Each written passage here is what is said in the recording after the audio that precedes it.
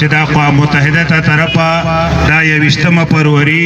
د مورنو ژبو عالمي ورځ ګرځول شوې ده. په دې لړ کې موږ د خپل قومي ژبې پښتو د طرفه دا لاریون چې کوم دی وکړو، موږ د کالج چوک ته را روان شوو، د پریس کلب ته راورسېدو. د دې لاریون د دې واک قیادت چې دی هغه د مردان لوی ادبي تنظیم د ادبي دوستانو مرکه مردان وکړو او ورسره څنګ په څنګ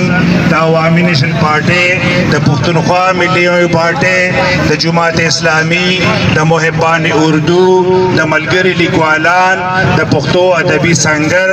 او د نورو سماجي او ادبي تنظیمونو ملګري په دې لاریون کې شریک ادا کوو چې په دې لاریون کې په پښتني جذبه باندې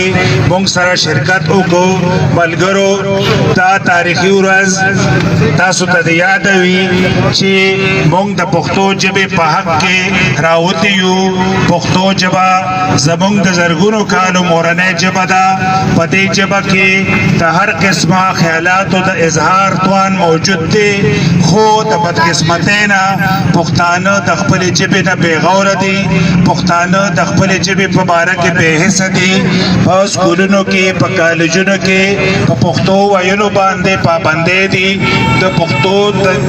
ښودلو او د پښتو کې د سبق ویلو د هغې دپاره حالات نه دي جوړ شوي. د دې لاریون په ذریعه باندې موږ د حکومت نه دا مطالبه کوو چې په سکولونو او کالجونو کې د پښتو د یو لازمي مضمون په طور باندې جاري شي. او موږ د هغه پرایویټ سکولونو ستاینه کوو چې هغې په خپلو سکولونو کې پښتو مضمون جاري ساتلی دی، او د هغه سرکاري او پرایویټ سکولونو غندنه کوو چې په هغې کې په پښتو ژبه باندې پابندۍ لګېدلې دي. پښتو ژبه زموږ شناخت دی، دا زموږ پیژنګلو ده. موږ قامونه چې ترقي کوي هغه په خپله ژبه کې کوي. تاسو ته د یاد وي چې د نن زمانې چې څومره لوی طاقتونه دي، که هغه چین دی، که هغه روس دی، که هغه جاپان دی، که هغه جرمني ده، که هغه فرانس دی، هغې ټولو په خپلو خپلو ژبو کې تعلیمونه حاصل کړي دي او هم په هغه کې یې ترقي کړې ده. د خپلې ژبې نه ترقي ممکنه نه ده. نو په دې خبره باندې غور پکار دی، په دې خبره سوچ پکار دی چې موږ د حکومت نه دا غوښتنه کوو ډېر په پرزورو لفظونو کې چې د پښتو ژبې ته دې خپل حق ورکړی شي.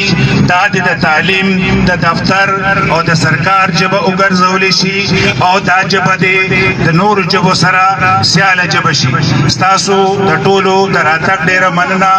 او زه سکرټري ته خواست کوم چې دا پروګرام مخکې بوځي. وای اغیار چې د دوزخ ژبه ده، وای اغیار چې د دوزخ ژبه ده. مونږ په بازارونو کې، مونږ په کالجونو کې، مونږ په دفترونو کې پښتون کا مرګرو لکه څنګه یو خبره صرف تاسو په نوټس کې راولم او هغه دا ده چې زما د سند قام چې کوم دی هغې ته سلام وي چې د 73 په آئین کې خپله ژبه لازمي کړې ده. په زرګونو او په لکونو مهاجر دي هلته کې په سند کې، په حیدرآباد کې، په کراچۍ کې، خو د هغې بیګونو ته او د هغې پبلیک سکولونو ته چې کوم دی هغې سیندي ژبه ورنه ایستې ده. د سیندۍ کتاب یې پکې ایښی دی او چې تر څو پورې هلته په سیندۍ کې چا پرچا په لسم کې نه پاس کړي نو سرټیفیکیټ ولې نه ورکوي. د پښتو د پرمختګ غټه لاره دا ده چې پښتو دې لازمي شي. چونکې نن نړیواله ورځ ده. په کم عوامي نیشنل ګوند حکومت کې چې د 15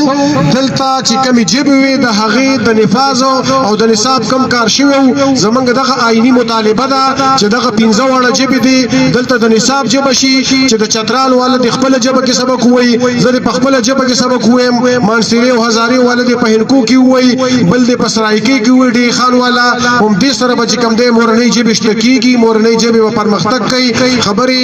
ډېری زیات دي ډېری خبرې مې پسړه باندې دي وخت تاسو نه سما هم په دغه یو مرام دی هم دغه یو کار دی که هغه هر ګل سره دی که هغه شین دی که هغه سور دی که هغه مولا دی که هغه امی دی که هغه نصاب دی او که هغه کتاب دی دا جبه د خلکو ته ورښودل دي دا د هسپتالونو باندې بر لیکل دي دا په کالجونو او پوهنتونونو باندې لیکل دي دا رونه چې زمونږ کم دي دا په دې خبره باندې کوئی کول دي چې ته دا بورډ په پښتو کې ولیکې ان شاء الله تعالی ستا کار او ستا روزګار ته به هیڅ قسمه نقصان نه رسي هم په دې باندې منګه حل پغسته دي هم موږ د دې لپاره شپه ورځ دلته کې موجود یو زما شاعر ادیب زما موټي دي زما لیکوال زما موټي دي زما د مختلفو ګوندونو مشران زما موټي دي ان شاء الله تعالی دغه شی به اتفاق او اتحاد وي په دې یو پوینټ ایجنډا باندې چې پښتو زمونږه مور ده پښتو زمونږه مشترکه مرام ده پښتو زمونږه مشترکه مقصد ده او چې ترسو پوری د آئین او د قانون مطابق دا حق موږ نه غسته تر هغه پورې به جدوجہد کوو تاسو یو ور ډیره مننه